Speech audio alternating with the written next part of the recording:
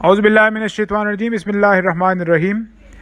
In this session, we are going to discuss National Education Policy 1972 تا 1980. آپ سب کو یاد ہوگا کہ ذوالفقار علی بھٹو صاحب کا جو پیریڈ تھا تو وہ نیشنلائزیشن کا دور تھا، یعنی موسٹلی چیزوں کو نیشنلائز کیا جا رہا تھا، اور جو ماسز تھے تو بڑا فوکس تھا ان پہ، یعنی ایک ایلیٹ کلاس کی بجائے ان کی طرف سے کوشش تھی کہ جو محروم طبقہ ہے یا جو لو طبقہ ہے تو ان کو اوپر اٹھایا جائے۔ تو انہوں نے اپنے خطاب میں بھی اس چیز کا ذکر کیا جو انہوں نے 15 مارچ 1972 کو کیا، کہ یہ جو ایگزسٹنگ سسٹم آف ایجوکیشن ہے پاکستان کے اندر، یہ صرف ایک ایلیٹ کلاس یا پریویلیج کلاسز کے لیے بنا ہوا ہے، اور جو موسٹلی یا جو کامن پیپل ہیں so they are mostly deprived of education. دوسری بات یہ کہی گئی کہ جو ماسز ہیں جب تک ان کو ہم شامل نہیں کریں گے اس وقت تک کبھی بھی ملک ترقی نہیں کر سکتا۔ سو انہوں نے وی کین سے کچھ گائیڈ لائنز دے دیے اس ایجوکیشن پالیسی کے لیے ٹو انوالو اور to focus more on the masses rather than just the elite class. Main جو آبجیکٹیوز اس پالیسی کے تھے، ایک تو آئیڈیالوجی آف پاکستان کو پروموٹ کرنا تھا، یعنی جس طرح میں نے پہلے ذکر کیا نیشنلائزیشن کی طرف چیزیں جا رہی تھی، اور اس کے علاوہ الٹریسی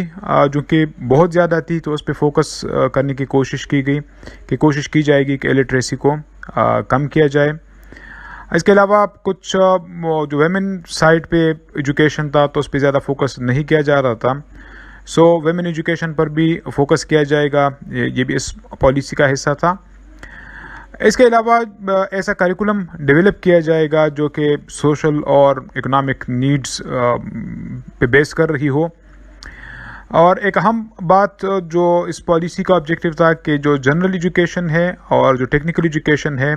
ان کو ساتھ لے کر جایا جائے، یا ہم کہہ سکتے ہیں کہ ایک انٹیگریٹڈ کریکولم ڈیولپ کیا جائے جہاں پر جنرل ایجوکیشن اور ٹیکنیکل ایجوکیشن جو ہے وہ پیرالل چلے۔ اس کے علاوہ جو ان کے سامنے مین بات تھی کہ ایک اٹانومی دی جائے ایجوکیشن انسٹیٹیوٹس کو، یعنی وہ خود سے اپنے لیے فنڈز بھی جنریٹ کر سکے اور خود سے ان کو خرچ بھی کر سکے۔ اگر آپ کو یاد ہو تو فری اینڈ یونیورسل ایجوکیشن کے متعلق اس سے پہلے جو دو پالیسیز میں شیئر کر چکا ہوں 1947 اینڈ 1959، سو وہاں پہ تھا کہ up to grade 8 free and universal education دی جائے گی۔ اس پالیسی کے اندر کہا گیا کہ گریڈ 10 تک فری اینڈ یونیورسل ایجوکیشن ہوگی، لیکن یہ فیزز میں ہوگی۔ پہلا فیز جو ہے 1972 سے شروع ہوگا، اور اپ ٹو گریڈ 8 جو ہے فری اینڈ یونیورسل ایجوکیشن ہوگی، یہ بوائز اور گرلز دونوں کے لیے ہوگی۔ دوسرا جو فیز تھا دیٹ واز اکتوبر 1979، اور ٹارگیٹ یہ رکھا گیا کہ بائی دیٹ ٹائم گریڈ 9 اور 10th کے جو بچے ہیں ان سب کو فری اینڈ یونیورسل ایجوکیشن دی جائے گی۔ چونکہ پرائمری لیول تک ایجوکیشن فری اینڈ یونیورسل بن چکا تھا، سو یہ ایکسپیکٹیشنز تھی کہ بائی 1979 جتنے بھی بچے ہیں یعنی بوائز جو ہے وہ اسکولوں میں ہوں گے، اس طرح سے 1984 تک جتنی بھی بچیاں ہیں یا جتنے بھی گرلز ہیں تو وہ اسکولوں میں ہوں گے۔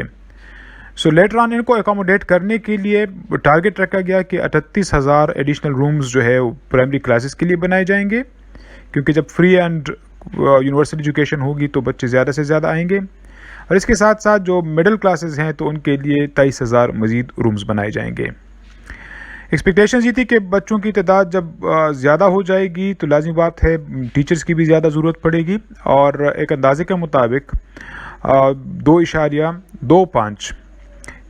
لاکھ جو ہے، یعنی ہم کہہ سکتے ہیں کہ 2.25 لاکھ ایڈیشنل ٹیچرز کی بھی ضرورت پڑے گی۔ اسی طرح سے ٹیکسٹ بکس بھی پرووائڈ کی جائے گی، یہ ٹارگیٹ رکھا گیا۔ جتنے بھی پرائمری لیول پہ اسکولز ہیں تو ان کے بچوں کو ٹیکسٹ بکس بھی فری پرووائڈ کی جائے گی۔ ٹیکسٹ بکس کے ساتھ ساتھ جو رائٹنگ مٹیریل ہے کاپیز وغیرہ بھی فری پرووائڈ کی جائے گی۔ سیکنڈری اینڈ انٹرمیڈیٹ لیول پر ابھی کچھ ٹارگیٹس رکھے گئے، کیونکہ ایکسپیکٹیشنز یہ تھی کہ بچوں کی تعداد بڑھے گی، اور اس وقت چونکہ جسٹ 10% بچے جو تھے وہ میٹرک تک یا میٹرک سے آگے جا سکتے تھے، لیکن ایکسپیکٹیشنز یہ تھی کہ جب 1980 آئے گا سو اس وقت تک یہ تعداد ڈبل ہو جائے گی، یعنی 20% تک چلی جائے گی۔ اس کے علاوہ مین فوکس جو تھا اس سے پہلے وہ آرٹ سبجیکٹس میں تھا، اور جو ایک ڈیٹا ان کے پاس اویلیبل تھا تو اس میں کہا گیا کہ 60 to 70% اسٹوڈنٹ جو ہے وہ آرٹ سبجیکٹس میں ایڈمیشن لیتے ہیں۔ اس چیز کو کم کرنے کے لیے ٹارگیٹ رکھا گیا کہ بائی 1980 جو 1/3 بچے ہوں گے سو وہ آرٹس میں داخلہ لیں گے، اور 1/3 سائنس میں، اور 1/3 جو ہے وہ ٹیکنیکل سبجیکٹس میں داخلہ لیں گے۔ ہائر ایجوکیشن لیول پر بہت ہی اچھے اقدامات لیے گئے وی کین سے، یعنی یونیورسٹی گرانٹس کمیشن کو لے لیں تو for the first time UGC بنائی گئی یونیورسٹیز کو زیادہ سے زیادہ اٹانومس بنانے کے لیے، اور ان کو زیادہ سے زیادہ فنڈنگ وغیرہ دینے کے لیے، خود مختار بنا دینے کے لیے UGC بنائی گئی۔ اسی طرح سے سینٹرز آف ایکسیلنس بنا دیے گئے، کیونکہ فارن ٹریننگ وغیرہ پہ بہت زیادہ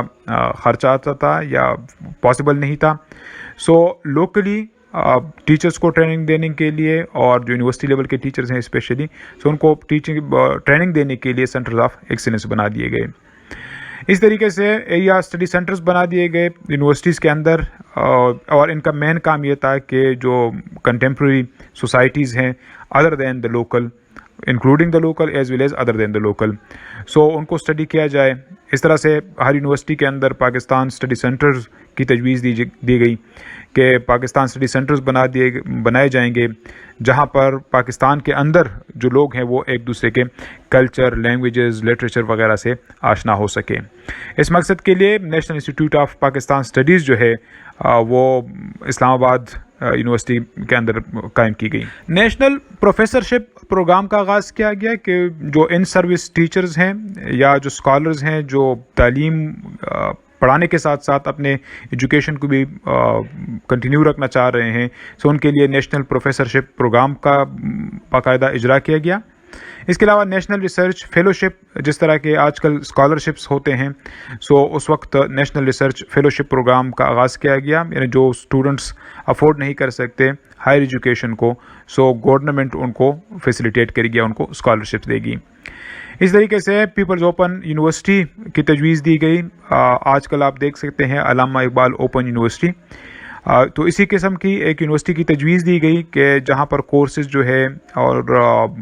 یعنی جو ٹاپکس وغیرہ ہیں وہ ICT کا استعمال کرتے ہوئے ان کو سمجھایا جائے گا یا پڑھایا جائے گا۔ اس کے علاوہ نیشنل بک فاؤنڈیشن کی بھی بنیاد رکھی گئی، اور یونیورسٹیز کے اندر بک بینک کی بھی تجویز دی گئی۔